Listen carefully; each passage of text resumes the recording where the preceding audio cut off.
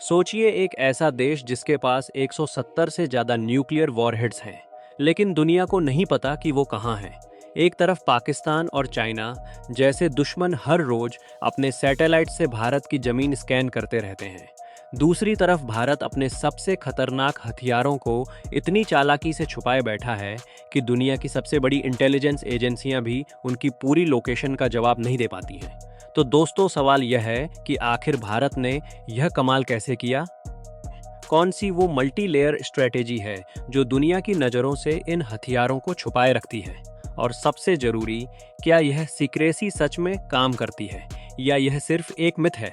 आज हम इसी के हर एक लेयर को खोलेंगे, एक एक करके, फैक्ट्स और वेरीफाइड सोर्सेज के साथ। दोस्तों, भारत का न्यूक्लियर प्रोग्राम किसी एक बिल्डिंग या एक बेस में नहीं है। यह एक पूरा इंटीग्रेटेड सिस्टम है जिसे बरसों की मेहनत, डीप रिसर्च और लॉन्ग टर्म स्ट्रेटेजिक प्लानिंग से डिजाइन किया गया है। इसकी शुरुआत होती है स्ट्रेटेजिक फोर्सेज कमांड से, जिसे शॉर्ट में एसएफसी कहते हैं। साल 2003 में स्थापित यह बॉडी भारत के सभी न्यूक्लियर वेपन्स की कस्टडी रखती है। यह डायरेक्टली न्यूक्लियर कमांड अथॉरिटी को रिपोर्ट करती है, जिसकी अध्यक्षता खुद प्राइम मिनिस्टर करते हैं। मतलब एक tight single chain of command, जहां हर लेवल पर इंफॉर्मेशन कंपार्टमेंटलाइज्ड है। कोई एक इंसान पूरी चेन नहीं जानता है। ऊपर से नीचे तक हर ऑफिसर सिर्फ उतना जानता है जितना उसे जानना जरूरी है, जो CIA और मोसाद जैसी एजेंसियां अपने सबसे सेंसिटिव ऑपरेशंस में इस्तेमाल करती हैं। भारत ने इसे पूर्ण न्यूक्लियर डॉक्ट्रिन लेवल पर इम्प्लीमेंट किया है। अब आते हैं उस सबसे बड़ा राज पर जिसे ग्लोबल स्ट्रेटेजिक एनालिस्ट भारत की सबसे चालाक चाल मानते हैं। भारत अपने न्यूक्लियर वॉरहेड्स को डिलीवरी सिस्टम से अलग रखता है। मतलब मिसाइल अलग जगह है और न्यूक्लियर वॉरहेड अलग जगह है। इसे टेक्निकल भाषा में डीमेटेड पोस्चर या डी अलर्टेड पोस्चर कहते हैं। प्रिंसटन यूनिवर्सिटी के न्यूक्लियर फिजिसिस्ट्स और आर्म्स कंट्रोल रिसर्चर्स के मुताबिक यह अप्रोच एक्सीडेंटल लॉन्च का रिस्क लगभग जीरो कर देती है और साथ ही दुश्मन को पूरी लोकेशन पता करने से भी रोकती है। जब मिसाइल और वॉरहेड दो अलग अनडिस्क्लोज्ड लोकेशंस पर हों, तो एक को ढूंढने से कुछ हासिल नहीं होता है। दुश्मन की इंटेलिजेंस हाफ पिक्चर देख सकती है, लेकिन सिर्फ हाफ पिक्चर से न कोई स्ट्राइक प्लान बनती है और न कोई सॉलिड डिफेंस तैयार हो सकती है। तो दोस्तों, अब सवाल उठता है कि ये हथियार जाते कहाँ हैं? Stockholm International Peace Research Institute यानी SIPRI के डेटा के अनुसार भारत के पास इस वक्त लगभग 170 न्यूक्लियर वॉरहेड्स हैं। तुलना के लिए पाकिस्तान के पास भी लगभग उतने ही हैं, जबकि चाइना के पास लगभग 500 और अमेरिका के पास 5500 से ज़्यादा हैं। लेकिन इनकी exact storage location public domain में कहीं नहीं है। जो पब्लिकली नोन है, भाभा एटॉमिक रिसर्च सेंटर यानी बार्क में वॉरहेड डिज़ाइन और डेवलपमेंट होती है। राजस्थान में खेतड़ी से यूरेनियम माइनिंग होती है। तारापुर में फ्यूल प्रोसेसिंग होती है और पोखरण वो हिस्टोरिक जगह है जहां टेस्ट हुए थे।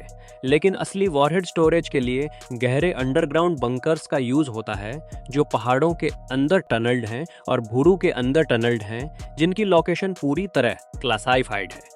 कुछ फैसिलिक और बेहद चालाक लेयर है जो भारत इस्तेमाल करता है। कुछ facilities department of atomic energy यानी DAE के नाम पर ऑपरेट होती हैं। ऊपर से देखने पर वो सिविलियन न्यूक्लियर एनर्जी का हिस्सा लगती हैं। असल में वो मिलिट्री इंफ्रास्ट्रक्चर का पार्ट होती हैं। यह सिविल कवर स्ट्रेटेजी दशकों से काम कर रही है। भारत NPT यानी नॉन प्रोलिफरेशन ट्रीटी का सिग्नेटरी नहीं है, इसलिए इंटरनेशनल एटॉमिक एनर्जी एजेंसी का इन मिलिट्री फैसिलिटीज पर कोई इंस्पेक्शन राइट नहीं है। यह एक बड़ा और डिसाइसिव फैक्टर है जो भारत को पूरी कॉन्फिडेंशियलिटी देता है और किसी एजेंसी के ऑडिट से बचाता है। इसके अलावा कुछ फैसिलिटीज के चारों तरफ इलेक्ट्रॉनिक काउंटर मेजर्स लगाए गए हैं जो ड्रोन और रिकॉनेसेंस सिग्नल्स को जाम कर सकते हैं। दोस्तों, अब बात करते हैं डिलीवरी सिस्टम की, जो इस सीक्रेसी का तीसरा और शायद सबसे ऑपरेशनली इंपॉर्टेंट पिलर है। भारत के पास 3 टियर न्यूक्लियर ट्राइड है।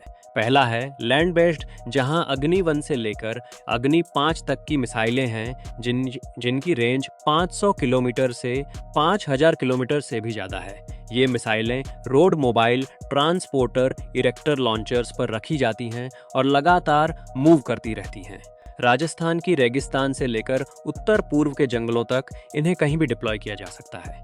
एक चीज जो हमेशा चलती रहे, उसे कोई सैटेलाइट भी परमानेंटली ट्रैक नहीं कर सकती है। दूसरा है एयर बेस्ड, जहां मिराज 2000H, जगुआर IS और अब फ्रांस से खरीदे गए रफाल को भी न्यूक्लियर डिलीवरी रोल दिया गया है। तीसरा और सबसे सीक्रेट कंपोनेंट है सी बेस्ड, जहां INS अरिहंत जैसी न्यूक्लियर पावर्ड सबमरीन है जो पानी के नीचे से के 15 और के 4 मिसाइलें दाग सकती हैं। एक सबमरीन जो हिंद महासागर की गहराइयों में हो, उसे रियल टाइम में ट्रैक करना किसी के लिए भी प्रैक्टिकली नामुमकिन है। यही सी बेस्ड डिफरेंस भारत का सबसे छुपा हुआ और सबसे भरोसेमंद लेयर है। अब इंटरनेशनल कम्युनिटी इस पर क्या सोचती है? अमेरिका ने साल 2005 में Indo US civilian nuclear deal sign की, जिसमें भारत के न्यूक्लियर प्रोग्राम को एक तरह की डी फैक्टो ग्लोबल रिकग्निशन मिली। यह डील साफ बताती है कि वाशिंगटन भारत की न्यूक्लियर कैपेबिलिटी को एक रीजनल स्टेबलाइजिंग फोर्स के रूप में देखता है। चाइना, जो SIPRI के अनुसार अपना आर्सेनल 500 से आगे बढ़ा रहा है, भारत की अग्नि 5 को लेकर परेशान है क्योंकि यह मिसाइल बीजिंग तक पहुंच सकती है। पाकिस्तान की मिलिट्री इंटेलिजेंस ने कई बार भारत के न्यूक्लियर लोकेशंस को मैप करने की कोशिश की है, लेकिन मूविंग लॉन्चर्स और डिमेटेड पोस्चर की वजह से आज तक पूरी तस्वीर नहीं बन पाई है। दोस्तों, एक और जरूरी लेयर है जिसे अक्सर नज़रअंदाज किया जाता है, वो है भारत की नो फर्स्ट यूज पॉलिसी।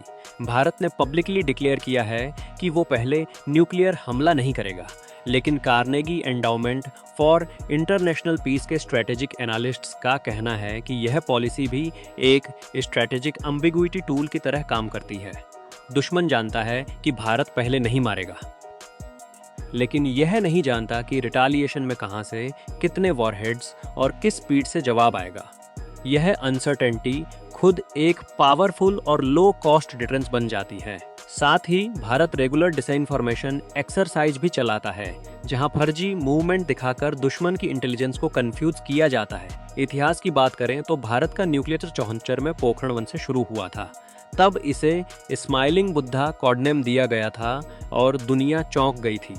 फिर 1998 में ऑपरेशन शक्ति हुआ, जहां 5 सफल अंडरग्राउंड टेस्ट हुए और भारत ने दुनिया को दोबारा चौंकाया। उसके बाद से भारत ने सबसे समझदारी भरा काम यह किया कि टेस्टिंग बंद करके चुपचाप कैपेबिलिटी बिल्डिंग शुरू कर दी, बिना शोर मचाए, बिना किसी को बताए, बिना किसी को भय। इस पूरी अनसर्टेनिटी को मेंटेन रखना भारत की सबसे सस्ती और सबसे इफेक्टिव डिफेंस स्ट्रेटेजी है। दोस्तों, आज भारत की स्थिति यह है कि उसके पास एक बैलेंस्ड, ट्राइड बेस्ड और स्ट्रेटेजिकली इनविजिबल न्यूक्लियर फोर्स है, न तो इतनी बड़ी कि पूरी दुनिया का ध्यान खींचे और ना इतनी छोटी कि कोई दुश्मन हल्के में ले।